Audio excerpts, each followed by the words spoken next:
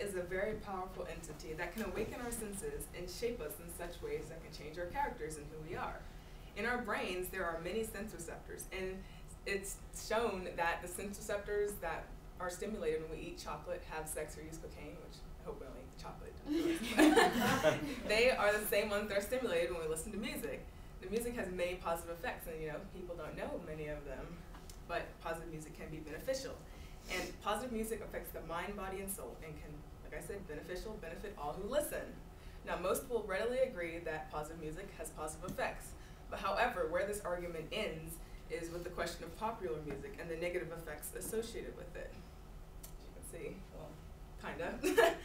Now, popular music has become very explicit these days, along with misogynistic, antisocial, violent, and drug-oriented themes, not to mention sexual.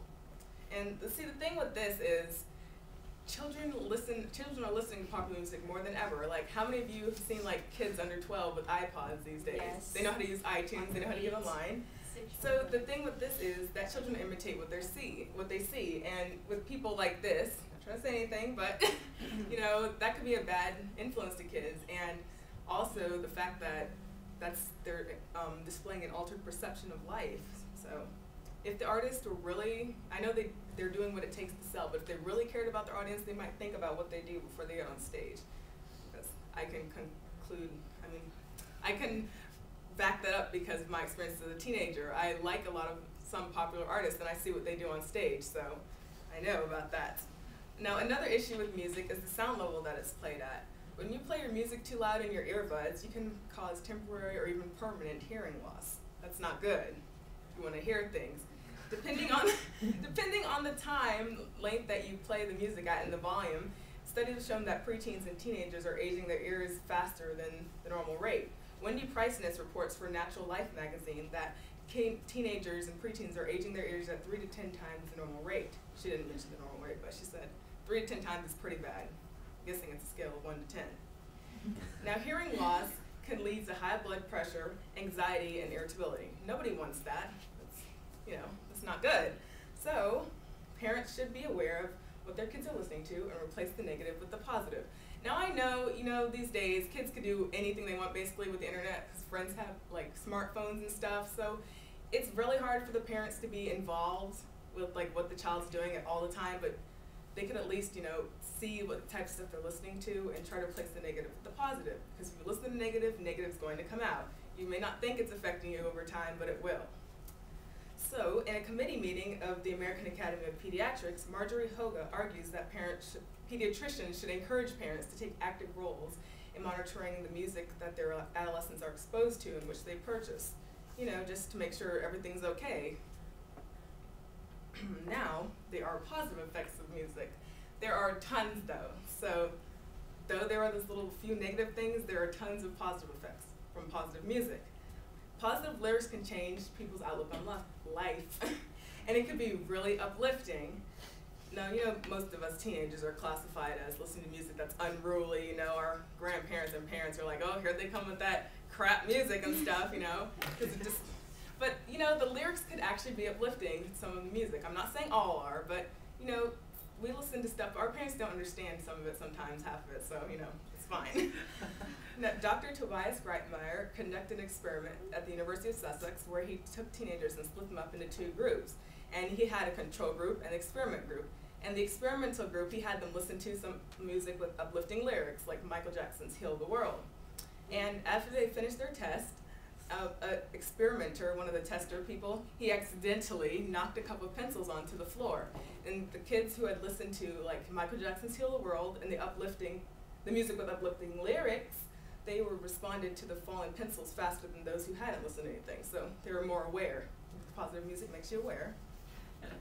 Now, when it comes to positive music, many genres can be covered, but the one that seems to come up the most is classical. I love classical music. I don't know about you. Some people say it's boring, but it's very unpredictable, and it's loved by many, but it's really great music, and it can put you at ease.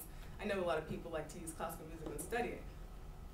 And with this in mind, some bars in places around the world, like 7-Elevens, parking lots, like garages for buildings and stuff, they have began to play classical music at night to keep away unwanted people and stuff.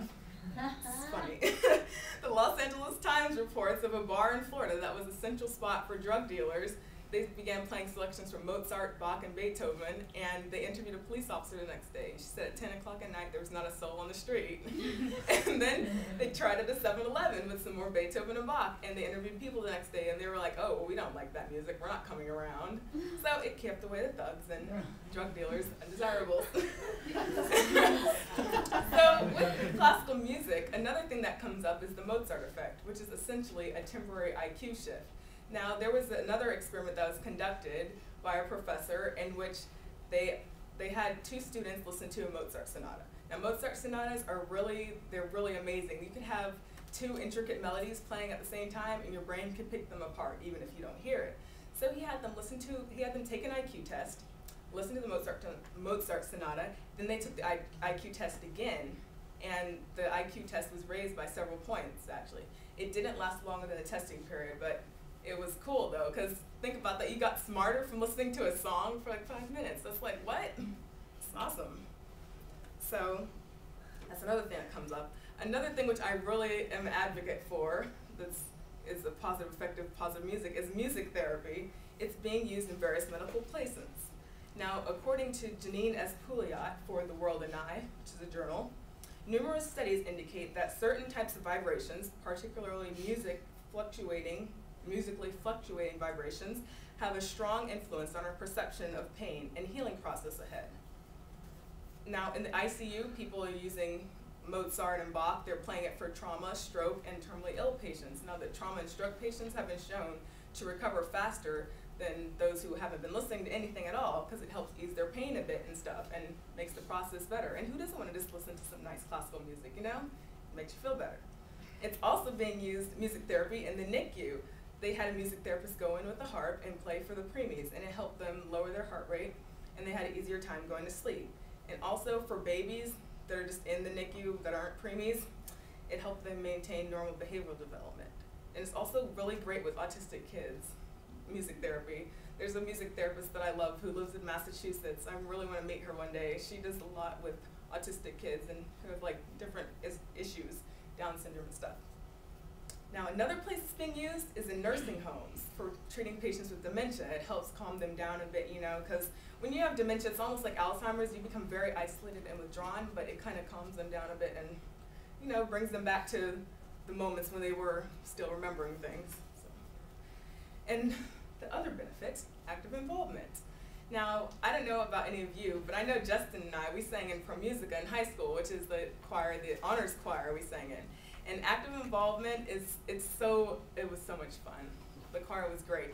And Wendy Price has also reported in the other journal that I mentioned earlier that active involvement, people who sing in choirs, they have improved lung function and a better mood. And I noticed I was in a better mood when I was in the choir than when I went to school the year after and I wasn't. I was like, So it puts you in a really good mood. And also, singing in the car is great too. I mean, I don't know how many of you like to try to do the stoplight shuffle, I call it, when I'm trying to put a different CD in while I'm at the stoplight, but it's so fun. And it also reduces road rage, so it's another good thing. Active involvement also applies to babies. Studies also have shown that babies, well, you know, and common sense, who are rocked to sleep or sung to sleep have an easier time going to sleep than those who are just put to bed. And they're also less colicky, so that's really good for your children, obviously. In conclusion, positive music is something that affects the mind, body, and soul, and can benefit all who listen. The music can be used to uplift or keep away undesirables, as I mentioned with the bar and the 7-Eleven, and it also can help heal the sick and reduce road rage. It can stimulate our brains in ways we never thought.